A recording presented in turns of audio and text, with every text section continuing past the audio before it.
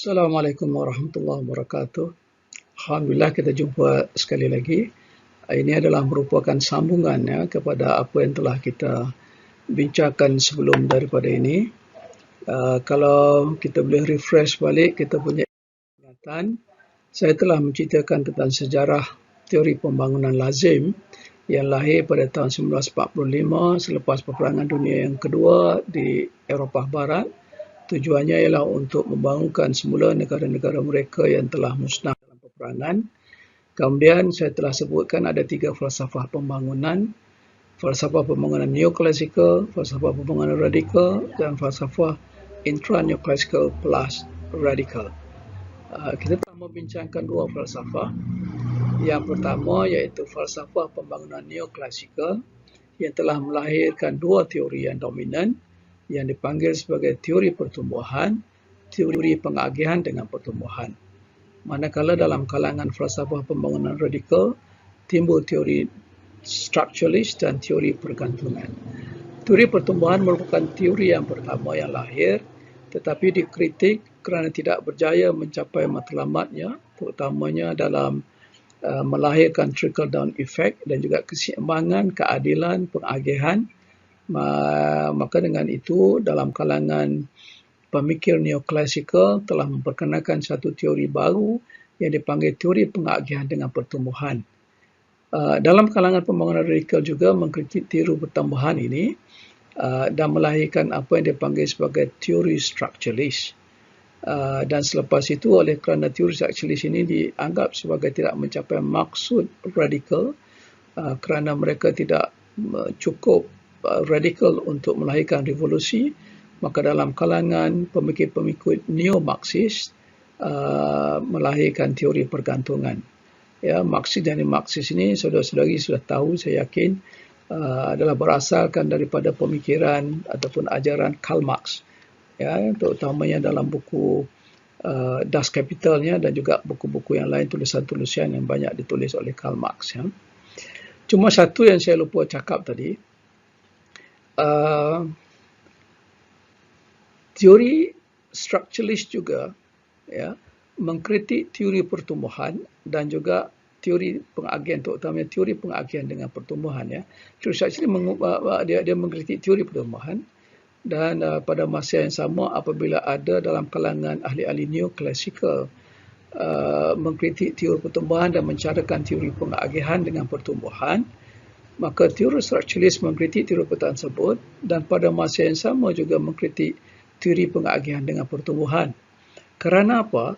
Walaupun terdapat perkataan pengagihan, sebab teori pengagihan dengan pertumbuhan ini percaya pertumbuhan ekonomi mesti dilakukan.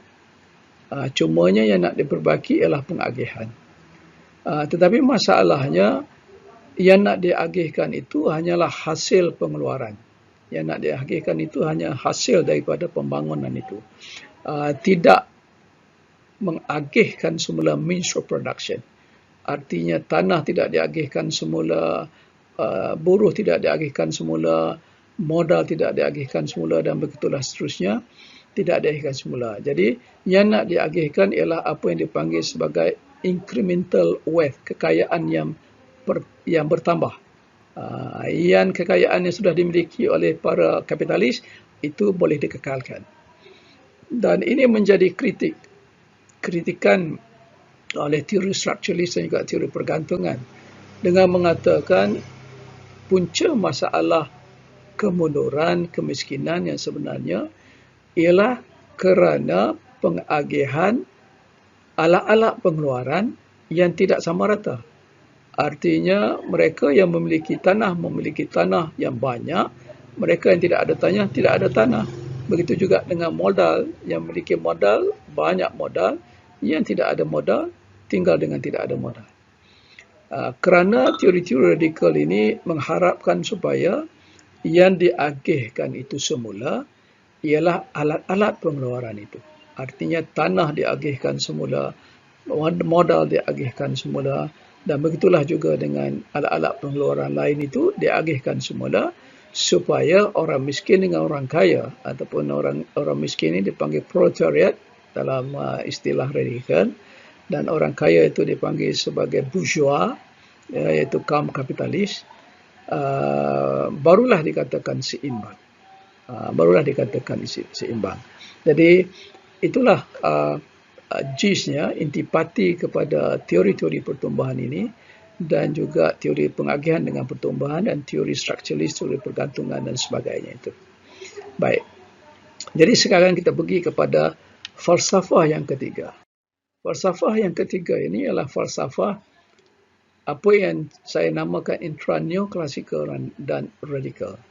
Sebab saya dapati bahawa kalau 4 teori yang lepas yang kita bincangkan, teori pertumbuhan dengan pengagihan dengan pertumbuhan yang lahir daripada neoclassical dan teori structuralist dengan teori pergantungan yang lahir daripada radikal, keempat-empat itu sangat kita panggil terikat dengan ideologi.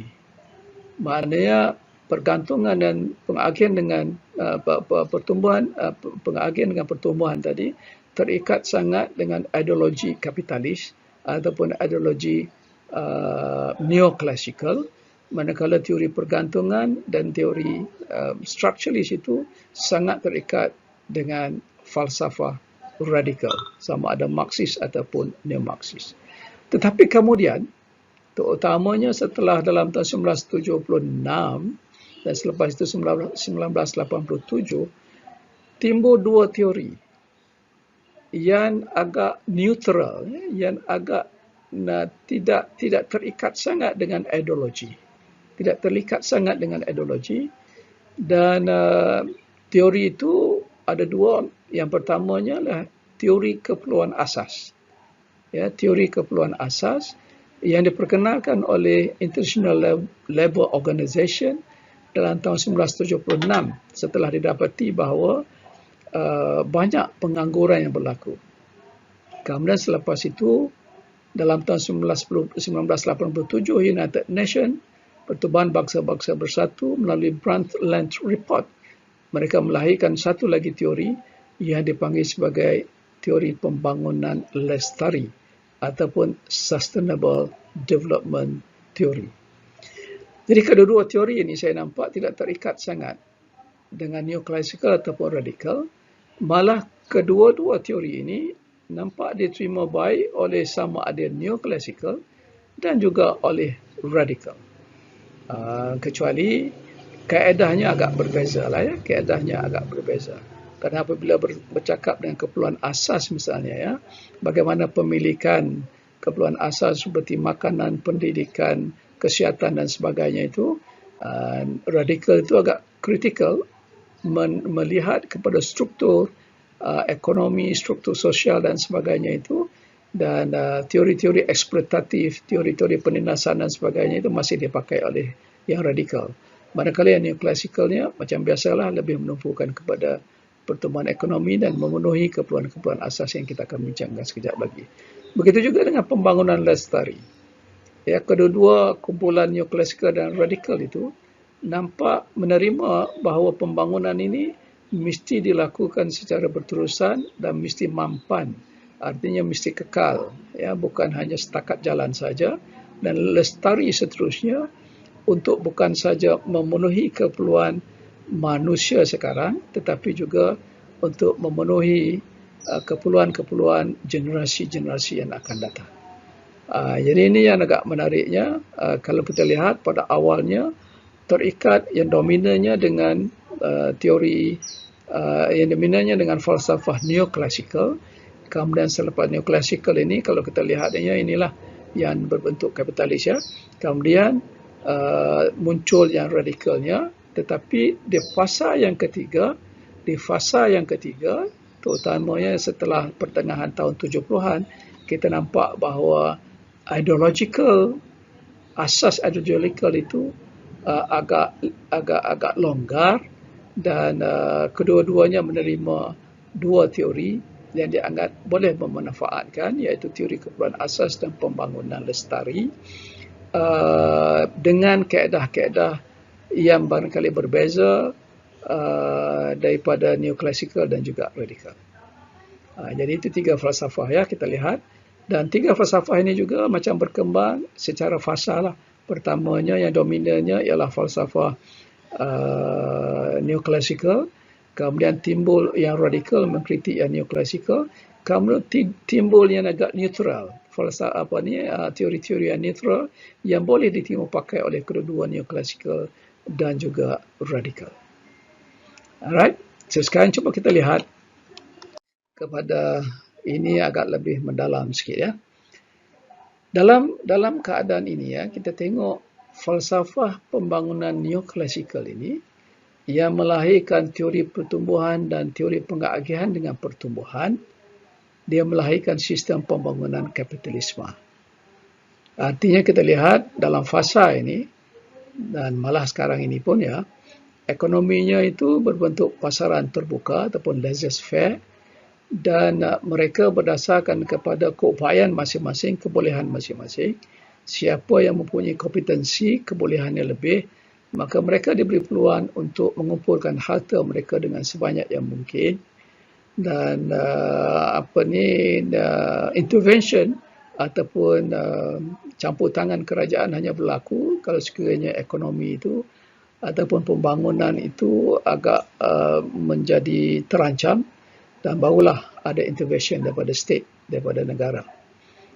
Jadi artinya kalau kita faham bahawa kapitalisme, sistem pembangunan kapitalisme adalah merupakan hasil daripada dua teori, iaitu teori pertumbuhan dan teori pengagihan dengan pertumbuhan yang dipayungi oleh falsafah pembangunan neoklasikal. Sebenarnya untuk mengetahui tentang perkara ini, saudara-saudari perlu membuat pembacaan lah ya, dengan secara lebih detail. Jadi kuliah saya ataupun rakaman saya ini hanya sekadar menceritakan matan-matan saja, supaya dengan itu saudara-saudari faham dan selepas itu boleh membuat kajian dan pembacaan-pembacaan dengan lebih detail lagi untuk mengetahui tentang perkara yang sedemikian rupa. Dalam falsafah yang kedua, yang telah melahirkan dua teori dominan, iaitu teori structuralist dan teori pergantungan, mereka melahirkan sistem pembangunan komunisme dan sosialisme. Ya, pembangunan komunisme dan sosialisme. Dan kita faham bahawa negara-negara yang mengamalkan pembangunan sistem pembangunan komunisme dan sosialisme itu asalnya mereka berdasarkan kepada teori structuralist dan teori pergantungan yang lahir daripada falsafah pembangunan radikal. Ya, itu faham.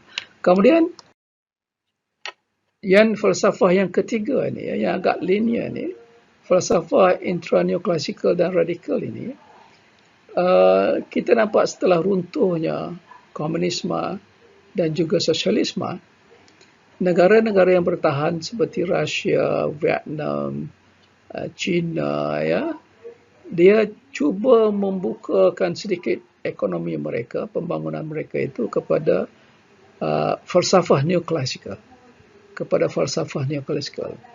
Ya, kalau kita lihat di Vietnam itu ada Dormoy system ya, di mana struktur tanahnya telah diubah dan sebagainya, memberi peluang kepada rakyat untuk mempunyai pemilikan dan bekerja di atas pemilikan itu.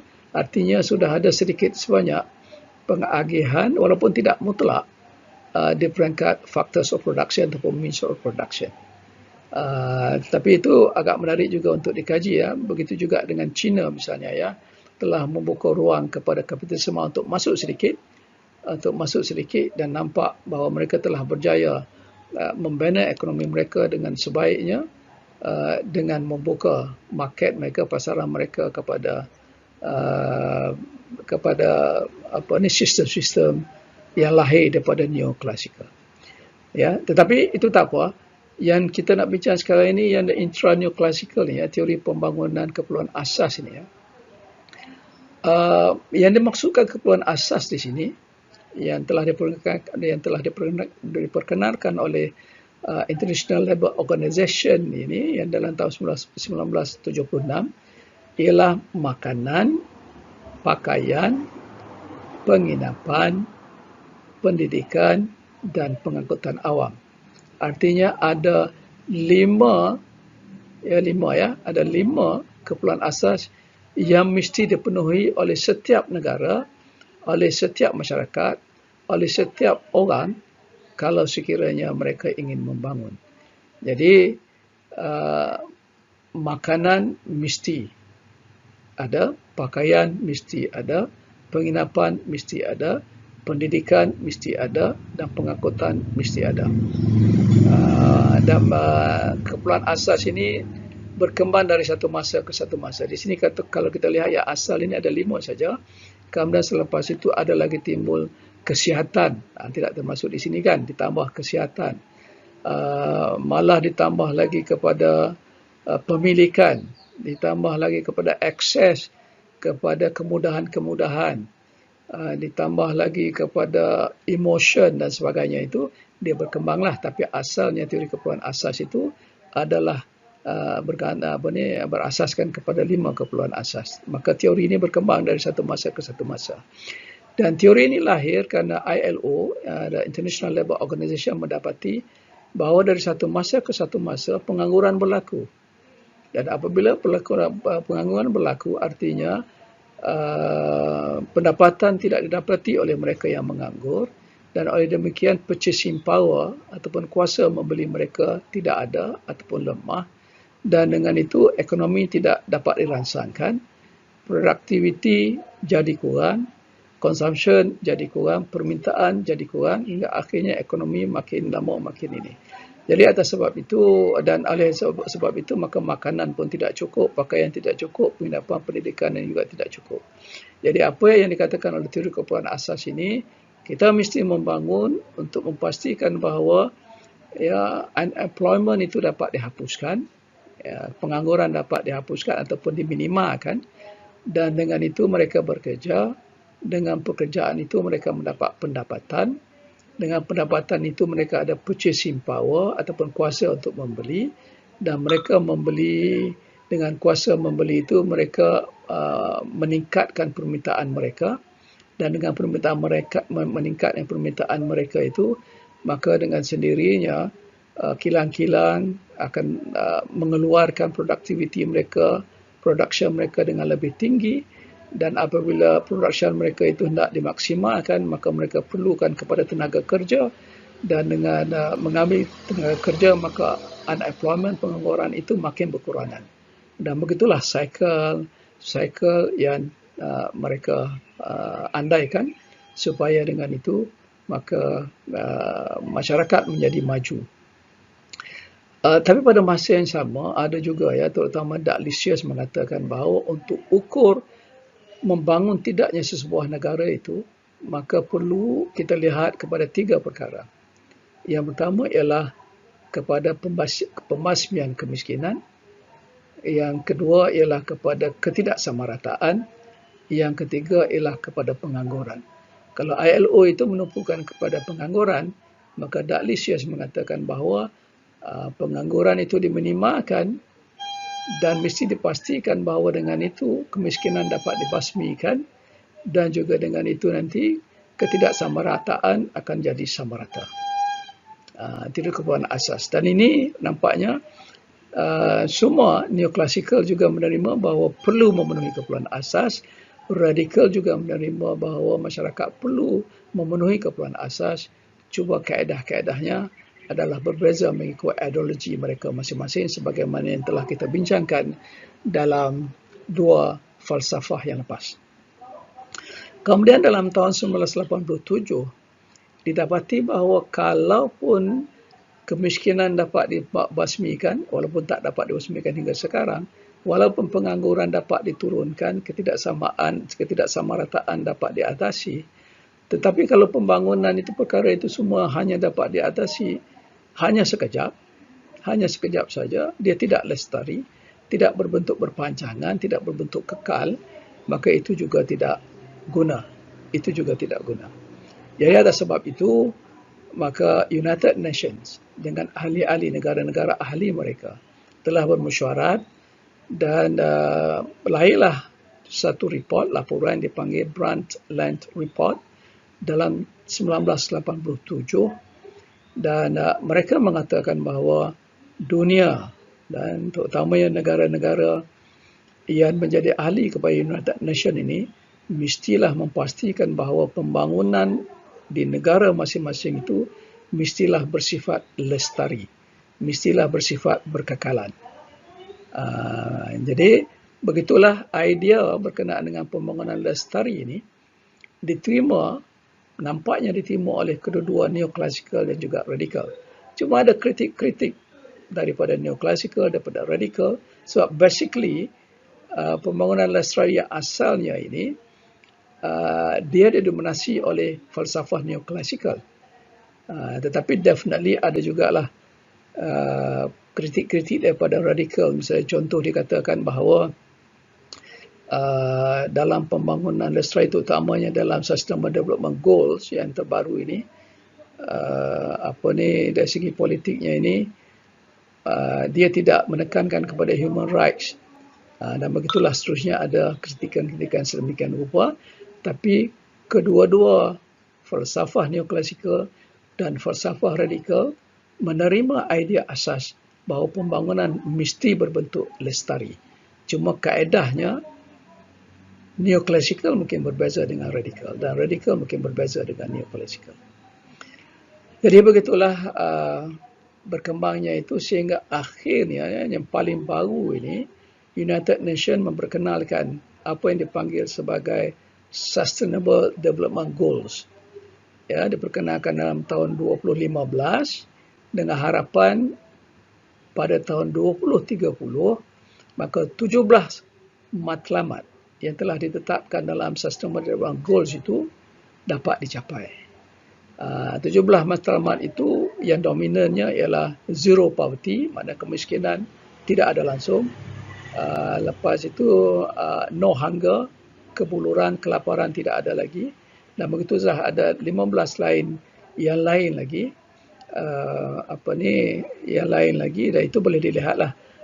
Saudara-saudari boleh search through tengok. Dan kita tengok United Nations 70 Goals of SDGs, dia akan keluarlah 17 itu nanti insyaAllah. Kalau nak tunjuk di sini, nak bincangkan di sini, dia jadi panjang. 17 matlamat. Jadi kita lihat, nampaknya sekarang ini, masing-masing negara menumpukan kepada pembangunan mereka dengan memastikan pembangunan mereka itu lestari. Kerana sebagai negara ahli, mereka perlu melaporkan kepada United Nations setiap tahun setakat mana pencapaian SDGs mereka itu, Sustainable Development Goals mereka itu, matlamat pembangunan lestari mereka tadi, daripada 17 tadi.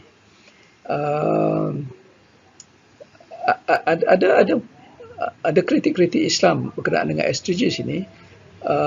Misalnya kalau di UIA mereka mengatakan 17 matlamat ini tidak bertentangan dengan Islam, kecuali barangkali bab homoseksual, gender, persamaan gender dan sebagainya itu. Cuma tidak cukup dari segi spirituality. Jadi mereka menambah lagi satu matlamat, iaitu matlamat spirituality, menjadi matlamat yang ke-18. Dan kalau kita lihat sekarang ini pun, bank-bank sekarang ini juga, kalau mahu memberikan corporate social responsibility kepada mana-mana pihak, mereka mengutamakan projek-projek yang boleh memenuhi SDGs ini. Dan sama juga sekarang ini ada juga pusat-pusat zakat seperti Baznas di Indonesia juga menggunakan SDGs ini sebagai ukuran untuk mengukur pencapaian zakat mereka.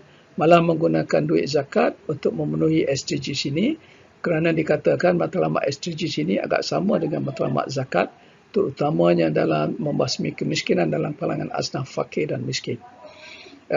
Ada juga pusat zakat di Malaysia yang menggunakan SDGs ini untuk mendapat dana SCSR daripada bank-bank dan sebagainya itu, dengan mengatakan projek mereka ini ialah untuk memenuhi matlamat SDGs, dan dengan itu maka bank mudah untuk memberikan dana-dana tersebut, kerana nanti dia akan memberi poin kepada pembangunan negara, pencapaian SDGs negara.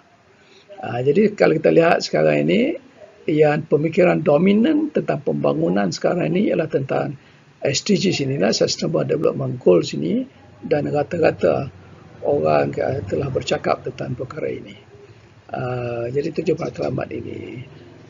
Basically, apa yang nak dikatakan ialah dalam pembangunan lestari ini, pembangunan mesti memenuhi keperluan sekarang, yang generasi kita sekarang ini, tapi tanpa mengorbankan keperluan generasi yang akan datang. Jadi kita simpan sikit untuk mereka ini, untuk generasi yang akan datang.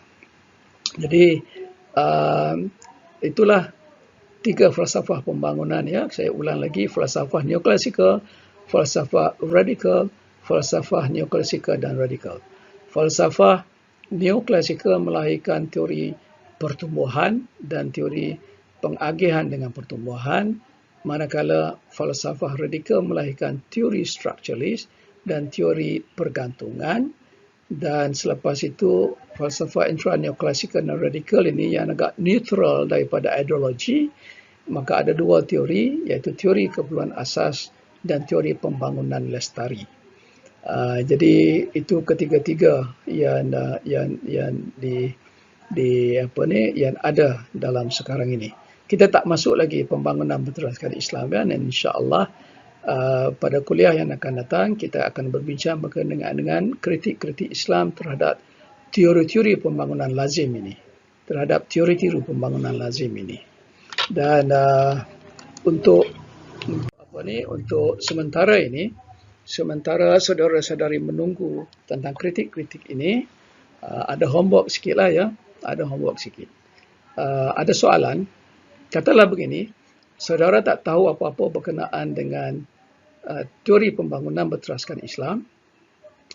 Saudara-saudari hanya terdedah kepada 6 teori yang lahir daripada 3 falsafah yang telah kita bincangkan pada kuliah hari ini. Kalaulah sekiranya saudara-saudari ditugaskan untuk melaksanakan pembangunan di kampung saudara-saudari, daripada 6 teori tadi, agak-agak teori pembangunan yang manakah yang saudara-saudari akan pakai? Tapi saudari akan boleh berkata, kalau soalan setakat itu saja, saudara-saudari mungkin boleh berkata, saya nak pakai teori pembangunan lestari lah, ya, ataupun nak pakai teori pembangunan neoklasikal lah, teori pertumbuhan lah, mungkin begitu, ya. Tapi mesti ingat, kena ada alasan-alasan. Artinya saudara-saudari pilih satu, kemudian huraikan kenapa saudara-saudari pilih teori tersebut.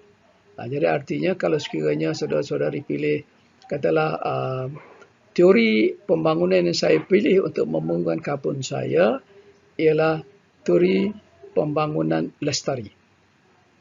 Kenapa? Bagi alasan. Yang pertama, jadi untuk mengetahui kenapa itu, saudara-saudari kena baca dengan detail lah, apa itu SDGs, apa kebaikannya, apa itu pembangunan lestari, apa kebaikannya. Katalah dalam banyak banget teori pembangunan lestari itu nak tumpukan kepada Sustainable Development Goals, katakan. Jadi saudara-saudari kena tahu apa tujuh matlamatnya, kenapa baiknya berbanding dengan teori-teori yang lain, dan begitulah seterusnya, ya. Dan saya difahamkan bahawa saudara-saudari kena tulis ini dalam e-learning, dan insya-Allah kami pensyarah akan cek tengok jawapan saudara-saudari dalam e-learning nanti, insya-Allah. Jadi dengar dulu hari ini, besok kita bincang dan fikirkan, kemudian selepas itu dalam masa seminggu tulis sebelum hari Isnin yang akan datang, dan kita akan tengok. InsyaAllah Dr. Wan barangkali akan bagi deadline lah bila saudara-saudari akan menjawab soalan-soalan ini. Dan begitulah nanti insyaAllah pada kuliah-kuliah yang akan datang juga, setiap hujung kuliah maka akan diberi satu soalan untuk saudara-saudari jawab dalam e-learning, insyaAllah, dan kita akan tengok dalam e-learning tersebut. Sama ada dapat markah ataupun tidak, itu boleh tanya Dr. Wan lah. Dr. Wan akan tentukan nanti, insyaAllah. Jadi saya ingat cukuplah untuk setakat ini. Saya sengaja pecahkan rakaman ini kepada 2, yang tadi dalam 36-37 minit, yang sekarang ini insyaAllah dalam 30 minit, supaya saudara-saudari tidak letih mendengar, sebab dalam bercakap seorang-seorang macam ni saya tak tahu macam mana nak buat joke, saya tak pandai. Jadi saya cakap straight sajalah. Jadi mungkin suasana tidak hidup. Harapnya saudara-saudari boleh maafkan saya tentang perkara ini. Dan tengoklah setakat mana yang saudara-saudari nak tengok video ini, sama ada sekaligus ataupun berkali-kali ataupun pendek-pendek tengok untuk faham dari satu masa ke satu masa. Dan itulah kelebihan dan manfaatnya kita menggunakan rakaman ini. So, sehingga kita jumpa pagi esok dan tengah hari petang besok insya-Allah. Maka saya ucapkan selamat semua, jaga diri, stay at home, dan Assalamualaikum warahmatullahi taala wabarakatuh.